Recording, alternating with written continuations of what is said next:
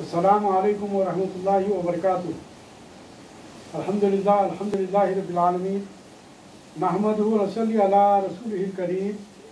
अम्मा बाद क़ाल अल्लाहु तआला फ़ी शान हबीबिही इन्नल्लाह व मलाइकतहु युसल्लूना अलन नबी या अय्युहल्लज़ीना आमनू सल्लु अलैहि व सल्लिमू तस्लीमा। अल्लाहुम्मा सल्लि अला सय्यिदिना नबीना शफ़ीअना हबीबना मौलाना मुहम्मदिन व बारिक व सल्लिम। अल्हम्दुलिल्लाह सुम्मा अल्हम्दुलिल्लाह कि अल्लाह तबारक व तआला के फज़्ल व करम से आज हमारी सीरत नबी सल्लल्लाहु अलैहि वसल्लम की सीरीज़ की 8वीं नशिस्त है। जैसा कि आप सभी इस बात से बखूबी वाकिफ़ हैं कि हर जुमा हम सीरत नबी सल्लल्लाहु अलैहि वसल्लम का मुतालिया करते हैं। इब्तिदाई 4 नशिस्तें सरकार दो आलम सल्लल्लाहु अलैहि वसल्लम की विलादत और उससे क़ब्ल के हालात, और फिर सरकार दो आलम सल्लल्लाहु अलैहि वसल्लम के बचपन के हालात वगैरह बयान किए गए थे। गुज़िश्ता 5वीं और 6वीं नशिस्त में सैयदा खदीजतुल कुबरा रज़ियल्लाहु ताला अन्हा से मुताल्लिक़ हम गुफ्तगू कर रहे हैं, और इसी सिलसिले में आज ये उम्मुल मोमिनीन हज़रत सैयदा खदीजतुल कुबरा रज़ियल्लाहु ताला अन्हा की तीसरी नशिस्त है और सीरत नबी सल्लल्लाहु अलैहि वसल्लम की सीरीज़ में 8वीं नशिस्त है। तो आज हम उस वक्त से शुरू करेंगे सैयदा खदीजतुल कुबरा रज़ियल्लाहु ताला अन्हा के वह हालात हमारे सामने आए थे कि जब सरकार दो आलम सल्लल्लाहु अलैहि वसल्लम ने उनका तिजारत का माल लेकर हज़रत खदीजतुल कुबरा रज़ियल्लाहु ताला अन्हा की ख्वाहिश पर मुल्क शाम का सफ़र किया था, और फिर सफ़र में आपके साथ सैयदा खदीजतुल कुबरा रज़ियल्लाहु ताला अन्हा ने आपकी खिदमत के लिए उनके अपने ग़ुलाम मैसरा को सरकार दो आलम सल्लल्लाहु अलैहि वसल्लम के हवाले किया था, और सरकार सल्लल्लाहु अलैहि वसल्लम की खिदमत में वो साथ रहे थे।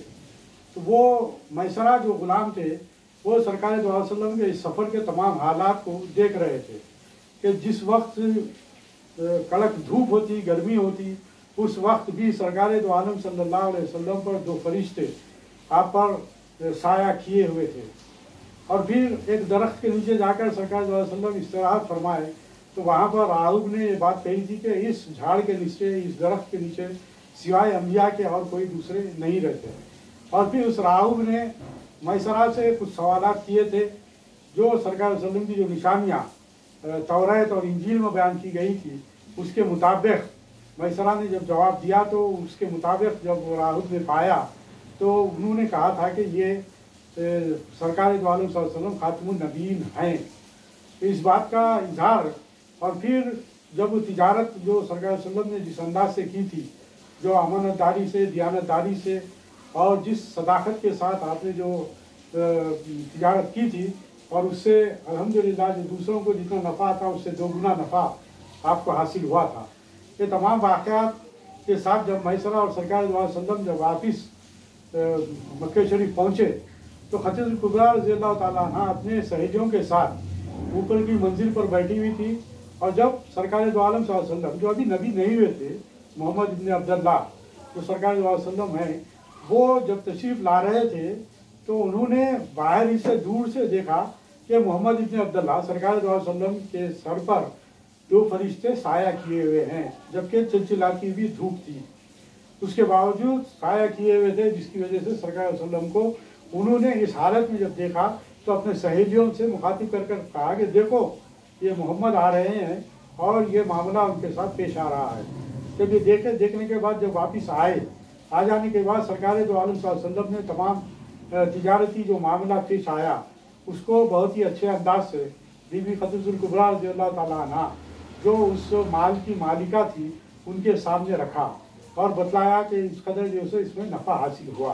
तो खदीजतुल कुबरा रज़ियल्लाहु ताला अन्हा ने उन्हें 2 गुना जो मुआवजा देने की बात हुई थी, यहाँ पर उन्होंने 4 गुना उन्हें मुआवजा दिया। इस तरीके से जहाँ पर 2 ऊँट 4 ऊँट देना था वहाँ पर 8 ऊँट सरकार दो आलम सल्लल्लाहु अलैहि वसल्लम को उन्होंने मुआवजा दिया, और फिर सरकार दो आलम वसल्लम अपने घर लौट गए।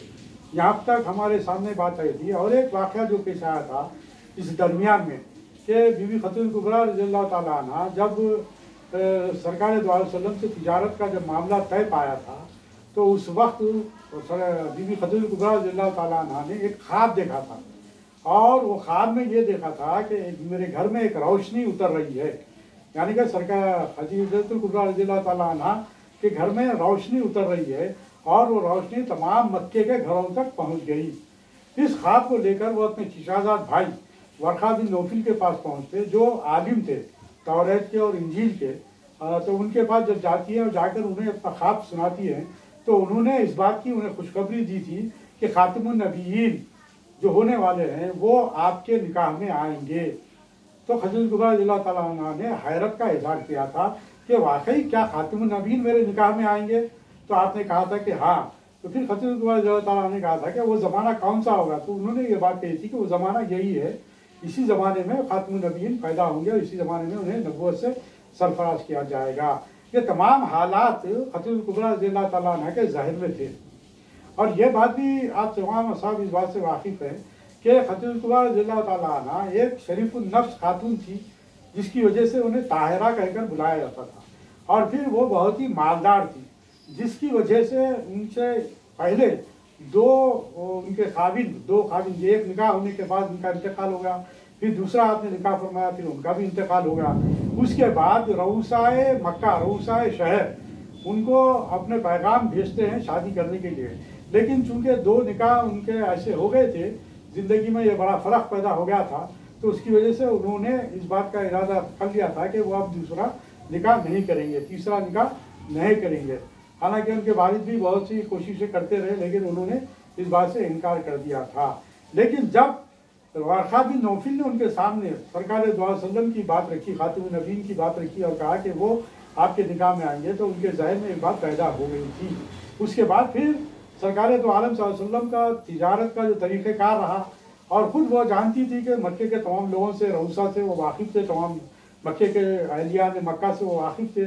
तो उसके अंदर भी सरकार दो अलैहि वसल्लम का नाम मशहूर था, जिन्हें सादिक और अमीन कहकर पुकारा करते थे। ये तमाम बातें सैयदा खदीजा कुबरा रज़ियल्लाहु ताला अन्हा के ज़हन में थे, और वो सामने तमाम हालात थे। इन तमाम हालात को पेश नज़र रखने के बाद जब ये तिजारत कर जब सरकार सल्लल्लाहु अलैहि वसल्लम वापस आती है, तो उस वक्त आपके जहन में ये ख्याल पैदा होता है कि वो सरकार दो आलम सल्लल्लाहु अलैहि वसल्लम से निकाह करें, यानी कि मोहम्मद बिन अब्दुल्लाह से निकाह करें। यहाँ तक कि खदीजा कुबरा रज़ियल्लाहु ताला अन्हा की ज़िंदगी हमारे सामने आ चुकी है। अब यहाँ से आपका निकाह की तरफ आप जो कदम बढ़ाते हैं, यहाँ से वो तफसीलात बयान किए जाएंगे। अगरचे सैयदा खदीजा बिनते क़ुवैलद अकाबीने ने खुरैश के शादी के पयाम रद्द कर चुकी थी, जैसा कि मैंने आपके सामने बात रखी, लेकिन फिर ऐसे नौजवान से अहद की ख्वाहिश की जिसकी बातें इनके दिलो दिमाग में घर चुकी थी, यानी कि ये तमाम जो बातें आपके सामने रखा वो बातें उनके जहन में थी।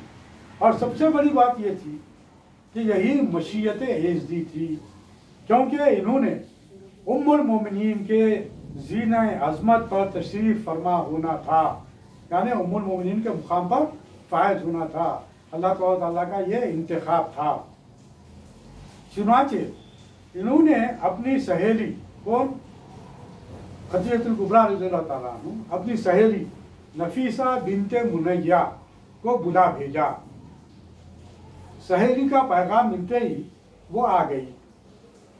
खैर तो है, उन्होंने आकर, नफीसा ने आकर बीबी खदीजा कुबरा रज़ियल्लाहु ताला अन्हा से पूछा, खैर तो है? बिल्कुल खैर है। खदीजा कुबरा रज़ियल्लाहु ताला अन्हा ने कहा कि बिल्कुल खैर है, कहो क्या बात है? नफीसा ने उनसे पूछा, तुम मोहम्मद इब्ने अब्दुल्ला के पास जाओ। बीबी खदीजा कुबरा रज़ियल्लाहु ताला अन्हा ने उनसे कहा कि तुम मोहम्मद इब्ने अब्दुल्ला के पास जाओ। सैयदा ने कहा, किसके लिए, किस लिए, किस वजह से? आपने सवाल किया, कौन? नफीसा ने। इसलिए कि तुम इनसे दरियाफ्त करो कि शादी के बारे में इनका क्या ख्याल है। खदीजा ने कहा। नफीसा हैरत से बोली, ये तुम कह रही हो, हालांकि इससे कब्ल बड़े बड़े आला रिश्ते ठुकरा चुकी थी। हाँ, ये मैं कह रही हूं, लेकिन तुम नहीं समझोगी, जब वक्त आएगा सब बता दूंगी। सैयदा खदीजा ने कहा, और नफीसा को जाने के लिए कहा और ताकीद की कि जो जवाब मोहम्मद इब्न अब्दुल्ला देंगे वो आकर मुझे सुनाएं। नफीसा बिनते मुनैया हज़रत मोहम्मद बिन अब्दुल्ला सल्लल्लाहु अलैहि वसल्लम की खिदमत आलिया में हाजिर हुई, उनके पास पहुंची और उनसे सवाल किया, आए मोहम्मद, आपका निकाह करने से क्या अमर माने हैं? क्या बात रुकावट है जो आप निकाह नहीं कर रहे हैं? क्या रुकावट है, आप बतलाइए, आपका निकाह के बारे में क्या ख्याल है? तो सरकार वसल्लम ने फरमाया, मेरे हाथ में वो सामान नहीं जिससे निकाह कर सकूं, यानी कि मेरे पास वो मालो दौलत नहीं है जिसकी वजह से निकाह करना चाहिए, वो चीज़ मेरे पास मैसर नहीं है। तो नफीसा ने अर्ज़ किया, अगर सामान हो जाए और आपको हुस्न व जमाल, ज़र व माल और शर्फ व किफ़ायत की ज़मानत दी जाए तो क्या आप कबूल फरमाएंगे? अच्छा तो कौन है? मोहम्मद सल्लल्लाहु अलैहि वसल्लम ने फरमाया, आपने दरियाफ्त फरमाया, खदीजा बिनते खवीलत। नफीसा ने जवाब दिया, वो मेरे लिए क्यों कर? मोहम्मद सल्लल्लाहु अलैहि वसल्लम ने कहा, वो मेरे लिए क्यों करो? तो ये नफीसा ने कहा कि ये मेरी जिम्मेदारी है। तो आपने जवाब दिया कि अगर ऐसा मामला है तो मैं इसके लिए राजी हूँ, मैं करने के लिए तैयार हूँ। ये गुफ्तगू करने के बाद नफीसा बिनते मुनैया सीधी अपनी सहेली खुदैजा बिनते खवीलत के यहाँ पहुँची और जो बातें दरमियान में हुई थी वो सब बता दी। इन्होंने नफीसा से फिर कहा, कौन? खतीजतुल कुबरा रज़ियल्लाहु ताला अन्हा ने फिर उनसे कहा कि तुम जाकर मोहम्मद बिन अब्दुल्ला सल्लल्लाहु अलैहि वसल्लम की खिदमत में अर्ज कर दो कि वो अपने चिचाओं के साथ फला दिन फला वक्त पर तशरीफ लाएं। नफीसा बिनते मुनैया ये पैगाम लेकर मोहम्मद इब्न अब्दुल्ला यानी सरकार वसल्लम के पास गई और फिर सैयदा खतीजतुल कुबरा रज़ियल्लाहु ताला अन्हा का पैगाम उनको पहुंचाया। और इधर सैयदा खतीजतुल कुबरा रज़ियल्लाहु ताला अन्हा ने अपने चीचा अमर बिन असद को पैगाम भेजा, आप आकर मेरा निकाह कर दें, आप आकर मेरा निकाह कर दें। हुज़ूर करीम सल्लल्लाहु अलैहि वसल्लम हस्ब प्रोग्राम हज़रत अबू तालिब और हज़रत हमज़ा और दीगर चिशाओं के साथ हज़रत अबू बकर सिद्दीक़ रज़ियल्लाहु ताला अन्हु और दीगर रऊसाए शहर को अपने साथ लेकर सैयदा खतीजतुल कुबरा रज़ियल्लाहु ताला अन्हा के मकान पर तशरीफ ले गए, जहां अक़्द व निकाह की महफिल सजी। अबू तालिब ने खुतबा पढ़ा जिसका तर्जुमा ये है। देखिए कि उस ज़माने में भी जो खुतबा पढ़ा जाता था उसके नुकात हमारे सामने आ रहे हैं। मुलाहिज़ा फरमाइए कि क्या तरीक़ेकार था उस दौर में भी निकाह का, और जो खुतबा दिया जाता था तो उसमें किस तरह बयान किया जाता था। यहाँ पर हज़रत अबू तालिब सरकार दो वसल्लम के जो चीचा थे उन्होंने आपका निकाह पढ़ा और जिनके ज़ेर परवरिश सरकार वसल्लम ने परवरिश पाई थी, अपनी ज़िंदगी गुजारी थी, उन्होंने अपना निकाह पढ़ा। इसीलिए आज भी तरीका ये है कि हमारे पास कि खुतबा निकाह दुल्हन का बाप पढ़ना चाहिए, ये जो तरीक़ा है। लेकिन चूँकि हम इन चीज़ों से दूर हो गए जिसकी वजह से खाजी को हम मुतय्यन करते हैं। हालांकि ये भी वतीरा है, ये भी तरीक़ा है कि जिस निकाह में बुज़ुर्ग लोग होते हैं वो लोग भी, उनसे भी निकाह पढ़ाया जाता है। इसलिए कि जो नेक लोग होते हैं, जो अच्छे लोग होते हैं, जो ख़ानदान के सरबराह होते हैं, जो बड़े होते हैं, वो निकाह पढ़ें। आज भी उस तरीके को राइज करना चाहिए।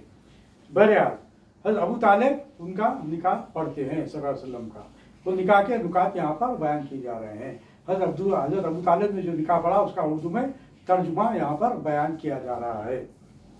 हम्द व सना उस अल्लाह बुजुर्ग व बरतर की जिसने हमें हज़रत इब्राहीम अलैहिस्सलाम के फर्जंद हज़रत इस्माईल अलैहिस्सलाम की नस्ल से गिराना और हमें माद व मज़र की असल यानी कि उनकी औलादों में पैदा किया और अपने घर का महाफिज व पेशवा बनाया, यानी काबतुल्लाह शरीफ का पेशवा यही बनु हाशिम के सरकार वसल्लम के जो कबीले के जो ख़ानदान के जो लोग थे, यानी कि आपके दादा, उसके बाद सबसे पहले उनके परदादा वगैरह जो थे, जो काबतुल्लाह शरीफ के घर के महाफिज थे, वहाँ की जिम्मेदारियों को वो निभाते थे, उसका इजहार यहाँ पर उन्होंने किया कि और अपने घर का महाफिज को पेशवा बनाया और घर को हमारे लिए फरावानी बख्शी के अतराफ व जवानिब से इसकी ज़ियारत के लिए लोग आए और हमें तौफीक मरहमत फरमाई कि वो इस घर की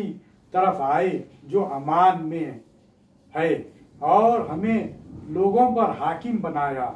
अम्मा बाद, यानी हम्द इलाही के बाद यकीनन, अब यहाँ पर इब्तिदा में हज़रत अबू तालिब ने क्या कहा, अपने अजदाद का जो अपनी बड़ाई, अपने ख़ानदान का जो वस्फ है, वो उन चीज़ों को बयान किया कि हम फला फला ख़ानदान से हम ताल्लुक़ रखते हैं। उसके बाद फिर आपने हम्द इलाही के बाद आपने जो बयान किया हुआ है, यकीनन मेरा भतीजा, यानी कि अब दूल्हे की तरफ मुतवज्जह, यकीनन मेरा भतीजा मोहम्मद बिन अब्दुल्लाह सल्लल्लाहु अलैहि वसल्लम ऐसा जवान है कि कोई कुरैशी मर्द इसका हम पल्ला नहीं है। जैसा कि हम सभी जानते हैं कि अहले मक्का सब आपकी कद्र मंजिलत करते थे, ये सब पर भारी है, अगरचे माल में ये कम है, लेकिन माल ढलती छाँव है और यही एक बात हायल है।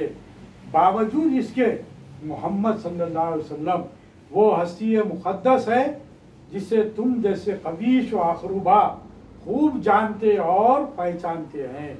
यहाँ पर एक बात और एक सामने आई कि माल की अहमियत नहीं है, इसलिए हमारे पास ये बात कही जाती है कि जब कहीं निकाह देखो, निकाह करने के लिए जब कहीं रिश्ता तलाश करो तो पहले दीनदारी को देखो, दीनदारी को देखो, और अगर लड़के के ताल्लुक से अगर देख रहे हैं तो दीनदारी को देखो और उसकी कमाई को देखो, अक्ल हलाल है उसको देखो, उसकी कमाई क्या है, और फिर खूबरू नौजवान है, अच्छा है, सेहतमंद है, उस चीज़ को देखो। उसी तरीके से अगर लड़की को देखना है तो उसके अंदर भी सबसे पहले दीनदारी को देखो, फिर खूबसूरती को देखो, उसके बाद फिर मालूम मता की तरफ तवज्जो करो। तो ये जो चीज़ें हैं हमारे सामने, ये बात सामने आ रही है कि हज़रत अबू तालिब ने जो निकाह पढ़ा उसके अंदर पहले अपने अजीज़ व अखारी, अपने ख़ानदान का नक्शा पेश किया, फिर उसके बाद मोहम्मद रसूलुल्लाह सल्लल्लाहु अलैहि वसल्लम दूल्हे के जो कैफियत है, जो सिफात हमीदा है, उसको उन्होंने बयान किया। बिलाशुबा आप खतीजा बिनते कबीलत की खासगारी फरमाते हैं और मैं अपने माल में से इनका महर 20 ऊँट करार देता हूँ, यानी कि 20 ऊँट महर करार दिया गया, और मैं अल्लाह की कसम उठाकर कहता हूँ कि इसके बाद इनके एक अजीम शान और बुलंद मर्तबत होगी। यानी कि सरकार सल्लल्लाहु अलैहि वसल्लम के ताल्लुक से मैं बयान किया कि ये महर जो सो मैं अपनी तरफ से बांधता हूँ सरकार सल्लल्लाहु अलैहि वसल्लम की तरफ से, जो 20 ऊँट पर मुश्तमिल है। जब ये खुतबा मुकम्मिल हुआ तो वर्क़ा बिन नौफिल जो सैयदा खदीजा कुबरा रज़ियल्लाहु ताला के चचाजाद भाई थे, उन्होंने भी खुतबा पढ़ा। उसका मजमून ये है, इस खुदाए बरतर की हम्द व सना जिसने हमें ऐसा बनाया जैसा कि अबू तालिब ने बयान किया, और हमें वो फजीलत बख्शी जिसका इन्होंने जिक्र किया। इसके बाद इस बिना पर कि हम तमाम अरबों में सबसे बेहतर और उनके पेशवा हैं, और तुम सब भी इन तमाम फजीलतों के अहल और जामे हो, और कोई ग्रोह तुम्हारी फजीलत का मुनकर नहीं हो सकता, और कोई एक शख्स भी तुम्हारे फ़ख्र व शर्फ का इनकार नहीं कर सकता। बिलाशुबा हम सब की ख्वाहिश है कि तुम्हारे साथ अक़्द व निकाह के ज़रिए इत्तिसाल व यगानिगत हो। तो ऐ गुरोह के खुरैश, तुम गवाह रहो कि मैंने खतीजा बिनते कबीलत को हुजूर यानी मोहम्मद बिन अब्दुल्लाह सल्लल्लाहु अलैहि वसल्लम की ज़ौजियत में दिया। ये जो तरीक़ेकार है, जो दूल्हे की तरफ से, दुल्हन की तरफ से जब निकाह होता है तो दुल्हन की तरफ से जो जिम्मेदार होते हैं वो दूल्हे का हाथ में देकर इस जिम्मेदारी को पूरा करते हैं। तो यहाँ पर ये बात बतलाई गई, इस ज़ौजियत में मैंने दिया और मैं 400 मिसकाल एवज मुहर्रर पर दिया, यानी कि 400 मेहर आपके सल्लल्लाहु अलैहि वसल्लम का महर मुकर्रर हुआ। उन दिनों 20 ऊंट की कीमत 500 दिरहम या 400 मिसकाल के बराबर थी। उसी बात का इजहार उन्होंने किया। इसके बाद अबू तालिब ने कहा, ऐ वर्का बिन नौफिल, मैं चाहता हूं कि खतीजा के जो चीचा अमर बिन असद भी है आपके साथ निकाह में शरीक हों। इस पर अमर बिन असद ने भी कहा, ऐ गुरोए कुरैश, गवाह हो जाओ कि मैंने खतीजा दुख्ते कबीलत को मोहम्मद बिन अब्दुल्ला सल्लल्लाहु अलैहि वसल्लम की ज़ौजियत में दिया। फिर दोनों जानिब से ईजाब और कबूल अंजाम पाता है। अमर बिन असद ने इस मौके पर कहा, ये वो निकाह है कि इसकी नाक नहीं टकराई जा सकती, यानी इस पर कसम की नुक्ता किसी किस्म की नुक्ता चीनी वो हर्फ गिरी मुमकिन नहीं। यानी कि जो रिश्ता जो तय हुआ है ये बहुत ही आला तरीन रिश्ता तय हुआ है। यहाँ पर यह बात फिर से सामने आ रही है कि जब यह निकाह हुआ तो उस वक्त आज़ा सल्लल्लाहु अलैहि वसल्लम की उम्र 25 साल थी और सैयदा खतीजा बिनते खुवैलिद की उम्र 40 साल थी। इसके ताल्लुक से भी मैं गुज़िश्ता अपने बयानात में बयान कर दिया कि यानी कि दुनिया के बहुत ही मशहूर व मारूफ तारीखदां जिनको दुनिया मानती है, जिनका नाम डॉक्टर मोहम्मद हमीदुल्लाह है, उन्होंने बहुत से वसीलों से और बहुत से अपने रिसर्च से इस बात को उन्होंने पेश किया था कि जिस वक्त सरकार सल्लल्लाहु अलैहि वसल्लम का निकाह हुआ उस वक्त सरकार सल्लल्लाहु अलैहि वसल्लम की उम्र मुबारक 25 साल थी और उनके अपने रिसर्च के एतबार से बीबी खतीजा कुबरा रज़ियल्लाहु तआला अन्हा की उम्र मुबारक 28 साल थी। बहरहाल जो भी हो, सरकार सल्लल्लाहु अलैहि वसल्लम का निकाह खतीजा बिनते खुवैलिद से अंजाम पाया। निकाह के बाद सैयदा खतीजा ने अपनी बांदियों को हुक्म दिया कि वो दफ बजाकर खुशी का इजहार करें और हुजूर करीम सल्लल्लाहु अलैहि वसल्लम से अर्ज किया, आप अपने चीचा से फरमाएं कि इन ऊँटों में से जो उनके पास मौजूद थे, किसके पास? बीबी खतीजा कुबरा रज़ियल्लाहु तआला अन्हा के पास, चूँकि उनके घर में निकाह अंजाम दिया गया था, चूँकि ये सब उनके मेहमान थे, इसलिए यहाँ पर अब बीबी खतीजा कुबरा रज़ियल्लाहु तआला अन्हा कहती हैं सरकार सल्लल्लाहु अलैहि वसल्लम से कि आप अपने चीचाओं से कहिए कि इन ऊँटों में से कोई एक ऊँट ज़ुबाह कर खाने का इंतज़ाम करें। मुफस्सिरीन इस इरशाद बारी ताला को वजदक आइलन फअग़ना की तफसीर यही करते हैं कि हक़ ताला ने बज़ाहिर सैयदा खतीजा के माल से बाएतबार ज़ाहिर हुजूर करीम सल्लल्लाहु अलैहि वसल्लम को तवंगर किया, वरना हज़रत सल्लल्लाहु अलैहि वसल्लम तो तमाम अगनिया से ज़्यादा गनी हैं और दोनों जहां आपकी नज़र हिम्मत में मुख्तसर वो खलील है। सरकार सल्लम का जो वतीरा, जो आपके जो सिफ़ात हमीदा है, वो भी यहाँ पर बयान किए गए हैं कि दुनियावी एतबार से आपको यतीम व यसीर बनाया गया, पैदा किया गया, गुर्बत में आपकी ज़िंदगी गुजरी, आप कोई मालदार नहीं थे, हालांकि आपके वालिद के विरसे में आपको भी बहुत सी दौलत और तिजारती सामान आपको हासिल हुआ था, लेकिन जिस कदर बीबी खतीजा कुबरा रज़ियल्लाहु तआला अन्हा मालदार थी उस कदर आप मालदार नहीं थे। लेकिन इसके बावजूद अल्लाह ताला ने सरकार दो आलम सल्लल्लाहु अलैहि वसल्लम में जो सिफ़ात हमीदा पैदा कर रखे थे, जो सिफ़ात हमीदा सरकार सल्लल्लाहु अलैहि वसल्लम के थे, वो ये कि आप गनी थे और आप कभी दुनिया की तरफ, माल दौलत की तरफ आपने तवज्जो नहीं की थी। आपने जो भी मामला, जो भी तिजारत की, वो बहुत ही ईमानदारी के साथ तिजारत की, माल दौलत के पीछे आप कभी नहीं भागे। इसलिए यहाँ पर यह बात कही गई, दुनियावी एतबार से सरकार दो आलम सल्लल्लाहु अलैहि वसल्लम को इस निकाह से माली हैसियत से आपको बहुत ही सपोर्ट मिली, जो सरकार सल्लम को नबूवत के बाद भी बीबी खतीजा कुबरा रज़ियल्लाहु तआला अन्हा ने आपके साथ वो सपोर्ट की और अपनी माल दौलत को सरकार सल्लम पर निछावर किया। बहरहाल आज़ा सल्लल्लाहु अलैहि वसल्लम सैयदा खतीजा बिनते खुवैलिद से शादी के बाद इक़्तिसादी एतबार से मुतमईन हो गए। अहले मक्का इस इम्तियाजी हैसियत के पेश नज़र, यानी कि आप सरकार दो आलम सल्लल्लाहु अलैहि वसल्लम को दुनियावी एतबार से, ज़ाहिरी एतबार से भी मालो दौलत आपके हाथ में आ चुकी थी। यानी कि बीवी खदीजतुल कुबरा रज़ियल्लाहु ताला अन्हा जब आपकी अहलिया है तो आपको भी बहुत ही मालदार की हैसियत से आपको भी दुनिया देखने लगी। पेश नज़र आपके कद्र व मंजिलत की निगाहों से देखते और आपका बेहद एहतराम करते थे, गो के पहले भी किया करते थे। लेकिन आपकी नज़र में ये बासरबत जिंदगी दरखौर एतना न थी। आप बफजल इज़्ज़त मुतआल शान इस्तगना रखते थे। आवाम से मेल जोल में आपको मुतलक कोई तामुल ना था, यानी कि आपके पास आज मालो दौलत आ गई तो आप अपने मुकाम और मर्तबे से आपने कभी नहीं हटा। आप उसी तरीके से अपनी ज़िंदगी गुजार रहे जिस तरह पहले गुजारते थे, जिससे भी मिलते खंदा पेशानी से मिलते। अहले मक्का की नज़र में आपका मुकाम रोज़ बरोज़ बुलंद होता जाता था, लेकिन आप इसके बावजूद हर एक से तवाज़ो और इन्हें मार्ग से सुनते और इन पर गौर भी करते थे। आपने कभी किसी से बेरुखी नहीं बरती।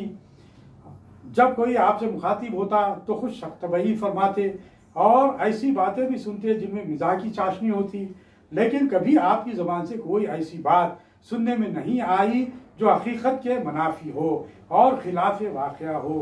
कभी आप खफा होते तो पेशानी मुक़द्दस पर पसीने के खतरे झलकने लगते, गुस्सा पी जाते और खुफगी की हालत में कोई नाजेबा लफ्ज़ आपकी ज़बान पर ना आता। आप सल्लल्लाहु अलैहि वसल्लम के अंदर गज़ब की हौसलामंदी, बला की आली हिम्मती और नेकोकारी थी। अज़्म रासिख और हुस्न खल्क़ दोनों आपकी फितरत में दाखिल थे। इन तमाम खसाइल का आपके हमसायों, दोस्तों, अजीज़ों, गरज के सबको इतराफ़ था। सभी को इनसे नवाजा जाता था। कोई शख्स ऐसा न था जो आपकी इज्जत और आपका एहतराम ना करता हो। जिसका भी आपसे साबिक़ा पड़ता था वो आपका मद्दाह और सनाखान बन जाता था। इन अखलाक और औसाफ और इन आदात व खसाइल से आपकी रफ़ीक़ हयात सैयदा खदीजतुल कुबरा रज़ियल्लाहु ताला अन्हा खुसूसियत के साथ बहुत ही ज़्यादा मुतासिर थी। शादी के बाद हुज़ूर करीम सल्लल्लाहु अलैहि वसल्लम ने अपनी अकामत यानी कि अपने क़याम सैयदा के मकान ही पर इख्तियार कर ली और यह ऐसा गहवारा था जिस पर जन्नत फिरदौस की बहारें रश्क करती थी।